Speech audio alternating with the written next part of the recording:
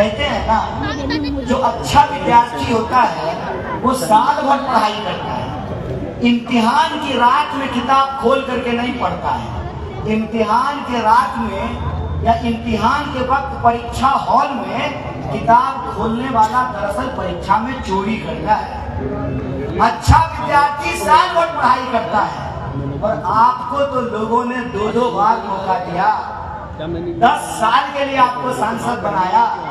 अगर आप 10 काम भी किए होते तो आज आपको गुंडे भेज करके हमारे ऊपर हमला कराने की जरूरत नहीं है।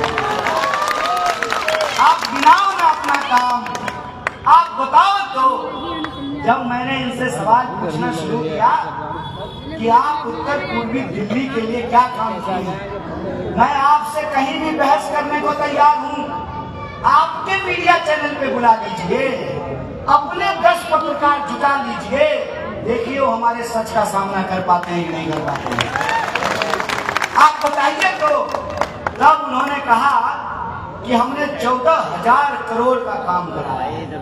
हमने कहा देखिए और पूछ आपने अगर 14,000 करोड़ का काम कराया है, 14 पत्थर तो दिखा दो भैया अपने नाम का, कि आपने कौन सी रोड का शिलान्यास किया है, कौन से हॉस्पिटल का उद्घाटन किया है, कौन से स्कूल का उद्घाटन किया है।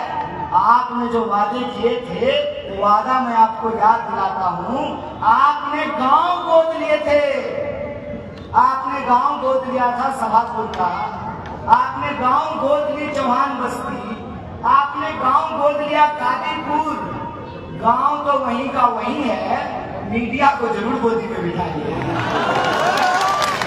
इसीलिए मैं आपसे कहने के लिए आया हूँ, मैं डरने और घबराने वाला नहीं हूँ, और किसी को भी डरने और घबराने की जरूरत नहीं है। इस देश के संविधान ने हमको वोट का अधिकार दिया है। यह जो हमारे ऊपर तानाशाही थोपना चाहते हैं, इस तानाशाही के खिलाफ वोट कीजिए। यह जो इस देश के संविधान को समाप्त करना चाहते हैं, उसके खिलाफ वोट कीजिए। यह जो समाज में नफरत फैला रहे हैं, समाज का बंटवारा कर रहे हैं, उसके खिलाफ वोट कीजिए। आप जो बराबर जाम की समस्या से परेशान होते हैं, दुकानदारों का काम धंधा कम हो गया है, महिलाओं की सुरक्षा की गारंटी नहीं है, नौजवानों को रोजगार नहीं मिल रहा है, तो आप अपने पीढ़ी के पक्ष में मतदान कीजिए। आप संविधान की रक्षा के लिए मतदान कीजिए। और मैं आपसे वादा नहीं करता हूँ, मेरा काम नेतागिरी करना नहीं है। मैं बस आपको कहता हूँ, मैं चुनाव में आपसे वादा करने नहीं आया हूँ। प्रधानमंत्री ने कहा कि अभी तो ट्रेलर है, फिल्म दिखाना है। साहब, हमने भी ट्रेलर दिखाया है। 10 साल में आपको एक बार बुलाया है, आप जिता करके तो देखिए, बार-बार इनको आना पड़ेगा। यह बात मैं आपसे कहना चाहता हूँ कि हम आपके बीच, आपके साथ कंधा से कंधा मिलाकर संघर्ष करने के लिए तैयार हैं। बस आपको ये फैसला लेना है कि आप बदलाव करना चाहते हैं कि नहीं करना चाहते। सब लोग पीछे वाले खुश हैं क्या? मोदी से सब लोग बदलाव करना चाहते हैं। एक काम आप लोगों को करना पड़ेगा। हमारे पास धन दौलत नहीं है, लड़ने का हौसला और जज्बात है। तो मैं आपसे अपील करना चाहता हूं कि मैं एमपी कैंडिडेट नहीं हूं, आपको एमपी कैंडिडेट बनना पड़ेगा। बोलिए, बनेंगे? किसी का इंतजार नहीं करना है जुबैर भाई, किसी का इंतजार नहीं करना है। घर में जब आग लगती है तो माँ बाप से पूछ करके पानी नहीं डालते हैं। किसी का इंतजार नहीं करना है, कौन आया नहीं आया, कौन पूछा नहीं पूछा, कौन बताया नहीं बताया। मैं कहता हूँ, देश की रक्षा के लिए, अपने वजूद के लिए, अपने अधिकार के लिए। हेलो फ्रेंड्स, मैं हूं अफजल भारती। आप देख रहे हैं बेखौफ न्यूज़ लाइव। हमारे साथ हैं संजय गुप्ता जी, पूर्व निगम पार्षद प्रत्याशी।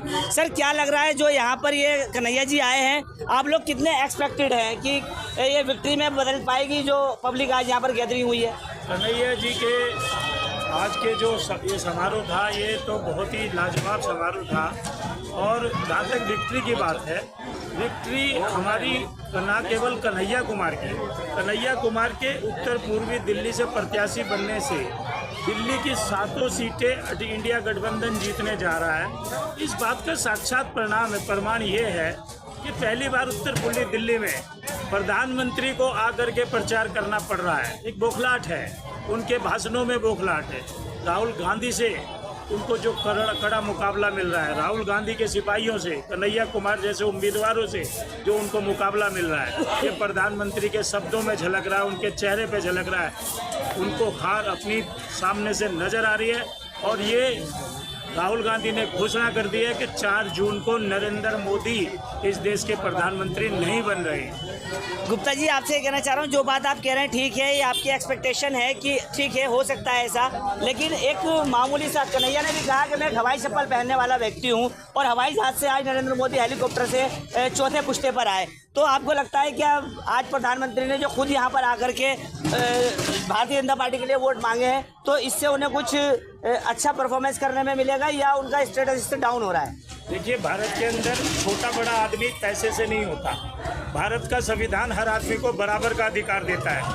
अब धीरूभाई अंबानी का भी एक वोट है और सड़क पे रिक्शा चलाने वाले का भी एक वोट है। ताकत संविधान ने सबको बराबर दी है। इससे कोई फर्क नहीं पड़ता कि कोई हवाई चप्पल पहनता, कोई 8,000 करोड़ के जहाज में चलता है। बात यह है कि कौन जनता की बात करता है, कौन लोगों के रोजगार की बात करता है, कौन गरीब आदमी की बात करता है, कौन भाईचारे की बात करता है, कौन मोहब्बत की बात करता है, कौन नफरत की बात करता है। जनता नफरत से उठ चुकी है। जनता जाना चाहती है मोहब्बत की तरफ। दो विचारधारा की लड़ाई है। एक तरफ वो लोग हैं जो नफरत की बात करते हैं, एक तरफ वो लोग हैं जो मोहब्बत की बात करते हैं।